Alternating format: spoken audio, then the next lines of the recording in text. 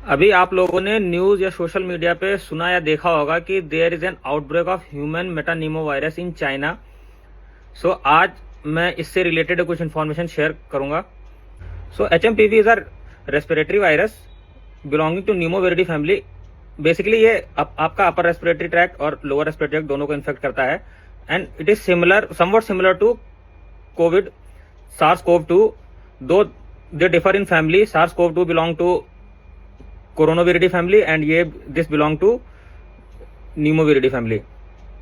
अब देखते हैं वो are at risk. So same ही है जैसे कोविड हमने सुना था, children below age 5 years, elderly age population, immunocompromise patients and those having chronic respiratory illness like asthma, COPD। तो इसके सिम्टम्स क्या क्या होते हैं? सिम्टम्स, कॉमन सिम्टम्स हैं cough, runny nose, fever, sore throat. Severe symptoms में wheezing, shortness of breath leading to bronchitis और pneumonia, ARDS। Very severe में ARDS भी हो सकता है। स्प्रेड कैसे होता है ये? तो ड्रॉपलेट्स फ्रॉम कफिंग, स्नीजिंग, कोई खांस रहा है, छींक रहा है, उससे जो ड्रॉपलेट्स आएगा उससे स्प्रेड हो सकता है। क्लोज कॉन्टैक्ट है, किसी से हाथ मिलाया, सिमिलर टू कोविड हमने सोचा किसी से हाथ मिलाया, हैंडशेक या टच, कॉन्टेमिनेटेड सरफेस से टच में आ गया। इसका ट्रीटमेंट क्या है? तो ट्रीटमेंट अभी तक तो कोई स्पेसिफिक एंटीवायरल रिजीम इसके लिए नहीं है, और वायरल है तो एंटीबायोटिक भी काम नहीं करेंगे इस पे।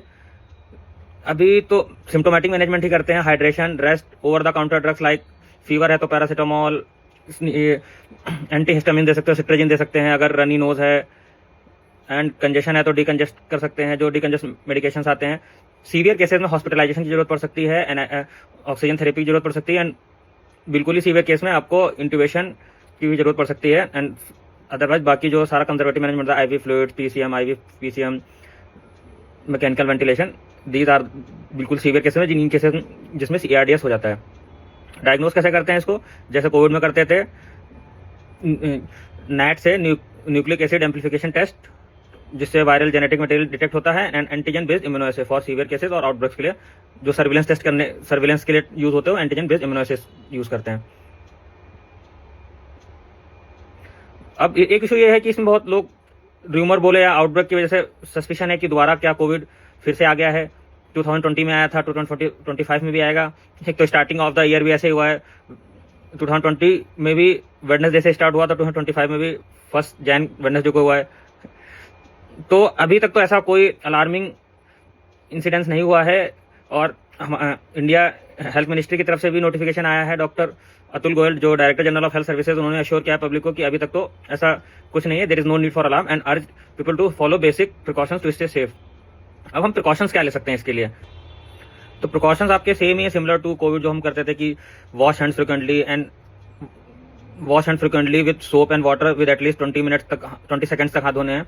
Avoid touching your face with unwashed hands, wear mask in the crowded places, stay home when sick so spreading of virus can be prevented. Regular basis पे आपको टच सरफेस को क्लीन करना है। अभी करंट पर्सपेक्टिव यही है कि as per the DGHS Indian बोला है कि DGHS ऑफ इंडिया बोला है कि ऐसे कोई बहुत ज्यादा अलार्मिंग इशू नहीं है, और is not a new virus और अ इमिनेंट पैंडेमिक थ्रेट। इसमें सीजनल सर्ज होते रहते हैं, मेनली विंटर में सीजनल सर्ज होता है, हर बार होता है, और वही जो हाई रिस्क पॉपुलेशन है उनको ज्यादा रिस्क है। आपको मेडिकल हेल्प कब लेनी चाहिए?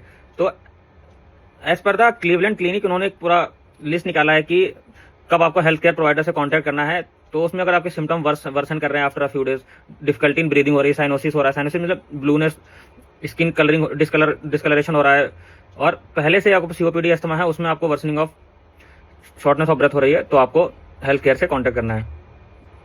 Hope this information will help you. Thank you.